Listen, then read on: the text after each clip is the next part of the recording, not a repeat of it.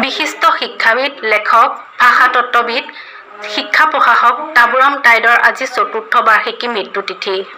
ৰাজ্যৰ বিভিন্ন প্ৰান্তৰ লগতে লখিমপুৰ জিলাতো পালন কৰা হয় বাৰ্ষিকী তিথি। উত্তৰ লখিমপুৰ মিচিং আগম কেৱাঙৰ উদ্যোগত আৰু TMPK নগৰ সমিতিৰ সহযোগত চেতিয়াগাঁও জনজাতি মহিলা সমিতি গৃহত পালন কৰে মৃত্যুবাৰ্ষিকী তিথিটো। বিশিষ্ট শিক্ষাবিদ, লেখক, ভাষাতত্ত্ববিদ, শিক্ষা প্ৰশাসক আৰু এজন সংস্কৃতিক সাধক আছিল তাবুৰাম টাইড। এটা সময়ত তেখেতৰ ইংৰাজী গ্ৰামাৰ পঢ়ি বহু ছাত্ৰ-ছাত্ৰীয়ে সাজু হৈছিল হাইস্কুল শিক্ষান্ত পৰীক্ষাৰ বাবে।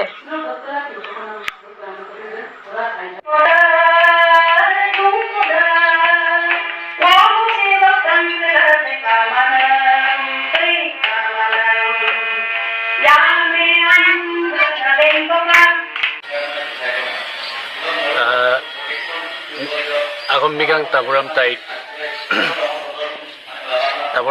আমাৰ জাতিটোৰ কাৰণে এটা পুৰোধা ব্যক্তি। তেখেত আমাৰ মিচিং আগম কেৱাঙৰ প্ৰতিষ্ঠাপক সভাপতি। তেখেতৰ দৰে এজন মহান ব্যক্তি আমাৰ মিচিং জাতিটো পৰম সৌভাগ্যক্ৰমে পাইছে বুলি আমি অনুভৱ কৰোঁ। আজি তেখেতৰ চতুৰ্থ কিন্তু আমি 19 চনৰ পৰা হেৰি কৰিলে আজি 5ম মৃত্যুবাৰ্ষিকী হয়।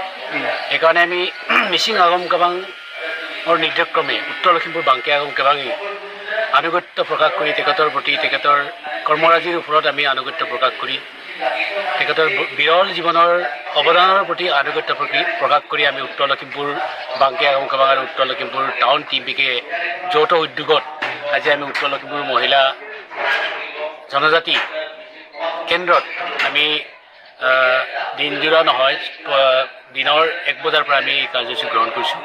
তেখেতৰ সৃষ্টিৰাজিৰ ওপৰত আমি আজি আলোকপাত কৰিছোঁ। সেই মৰ্মে আমি তেখেতৰ লগত গীত পৰিৱেশন কৰা তাহানি ৰীতা দেৱী মেডক বাইদেউ আজি আমাৰ মাজত উপস্থিত হৈ পেলাই তেখেতৰ বিষয়ে যথেষ্ট আলোকপাত কৰিছে। কাৰণ তাবু টাইড অকল যে সাহিত্যিকে আছিল বা তেখেত অকল ভাষাতত্ত্বই আছিল, তেখেত সেইটো নহয়। তেখেতে সাংস্কৃতিকভাৱে যথেষ্ট অভিজ্ঞ মানুহ আছিল। তেখেতৰ গীত আছি জিলি জিলিক মিচি জিলি জিলিক এইটোৱে আমাৰ বাবে সদায় জীৱন্ত হৈ আমাৰ জাতিটোৰ কাৰণে থাকিব। আৰু ইয়াৰ উপৰিও আমি তেখেতৰ যিটো কৰ্মৰাজি আমি নতুন প্ৰজন্মৰ প্ৰতি তেখেতৰ জীৱনৰ ওপৰত যাতে আইডিয়া আহে। আৰু ইতিমধ্যে এই কথা চিন্তা কৰি আমি উত্তৰ লখিমপুৰ মহাবিদ্যালয়ত খগেন পেগুৱে তেখেতৰ জীৱনৰ ওপৰত মানে সাহিত্য মিচিং জাতিৰ ভাষাৰ ক্ষেত্ৰত মানে মিচিং জাতিৰ মানে অৱদান, তাবুৰাম টাইডৰ অৱদান এইটোৰ ওপৰত মানে ৰিচাৰ্চ কৰি আছে। তেখেতে ইতিমধ্যে আজি আমাৰ মাজত বক্তব্য ৰাখিছে। এইখিনি নতুন প্ৰজন্মৰ কাৰণে আমি যথেষ্ট উপকৃত হ'ব বুলি ভাবিছোঁ। আৰু এই যিসকলে আজি তেখেতৰ ওপৰত ৰিচাৰ্চ কৰি আছে আৰু এইসকলেই ভৱিষ্যতে আমাৰ মিচিং ভাষা সাহিত্য গ্ৰহণ কৰি থাকিব বুলি আমি